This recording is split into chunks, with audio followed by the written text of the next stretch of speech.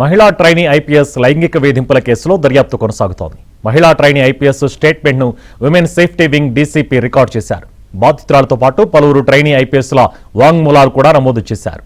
ఉదయ్ కృష్ణారెడ్డి ప్రవర్తన, వ్యవహార శైలిపై ఎన్పీఎస్ సిబ్బంది ట్రైనీ ఐపీఎస్ నుంచి కీలక సమాచారం రాబట్టారు. ఉదయ్ కృష్ణారెడ్డి స్టేట్మెంట్ను కూడా ఉమెన్ సేఫ్టీ వింగ్ అధికారులు రికార్డు చేయనున్నారు.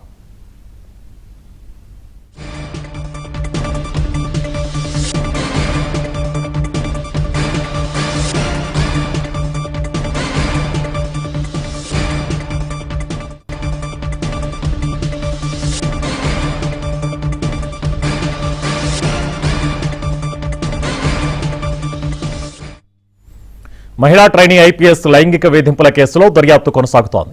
మహిళా ట్రైనీ ఐపీఎస్ స్టేట్మెంట్ను women safety wing DCP record చేశారు. బాధితురాలతో పాటు పలువురు ట్రైనీ ఐపీఎస్ల వాంగ్మూలాలు కూడా నమోదు చేశారు.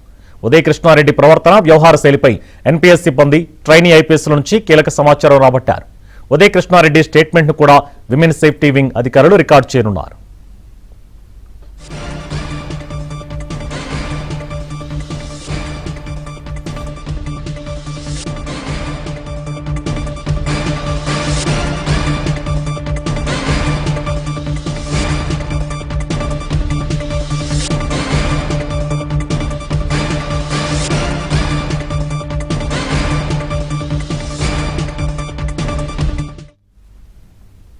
ఇదే అంశంపై మరిన్ని డీటెయిల్స్ మా crime correspondent Manikanta phone line అందిస్తారు. మణికంఠ. శుభాన్, తెలంగాణ పోలీస్ అకాడమీలో మహిళా ట్రైనీ ఐపీఎస్ లైంగిక వేధింపుల కేసులో పోలీసులు దర్యాప్తును వేగవంతం చేశారు. ఈ కేసును అత్తాపూర్ పోలీస్ స్టేషన్ నుంచి ఉమెన్ సేఫ్టీ వింగ్ కు ఉన్నతాధికారులు బదిలీ చేశారు. ఈ క్రమంలోనే women safety DCP Lavanya Nayak బుధవారం నేషనల్ పోలీస్ అకాడమీలో మహిళా ట్రైనీ ఐపీఎస్ స్టేట్మెంట్ ను రికార్డ్ చేశారు. అలాగే మహిళా ట్రైనీ ఐపీఎస్ తన ఫిర్యాదులో పేర్కొన్న ఆరోపణలు, వాటికి సంబంధించి అందుబాటులో ఉన్న డిజిటల్ ఇతర ఆధారాలను దర్యాప్తు అధికారులు స్వాధీనం చేస్తున్నట్లుగా మనకి తెలుస్తూ ఉంది. బాధితురాలు సహా అకాడమీలో శిక్షణ తీసుకుంటున్న మరికొంతమంది ట్రైనీ ఐపీఎస్ ను కూడా దర్యాప్తు బృందం వాళ్ళు ఒక స్టేట్మెంట్ ను రికార్డ్ చేసినట్లుగా తెలుస్తూ ఉంది. ఉదయ్ కృష్ణారెడ్డి ప్రవర్తన, అలాగే వ్యవహార శైలిపై ఎన్పీఎస్ సిబ్బందితో పాటు ట్రైనీ ఐపీఎస్ నుండి పోలీసులు కీలక సమాచారాన్ని సేకరించారు. ఇప్పటికే ఆరోపణలు ఎదుర్కొంటున్న trainee IPS Uday Krishna Reddy hospital నుంచి నిన్న డిశ్చార్జ్ అయ్యాడు. అయితే 3 రోజుల క్రితం చికిత్స పొందుతూ ఆయన హాస్పిటల్ నుంచి బయటకు వచ్చిన తర్వాత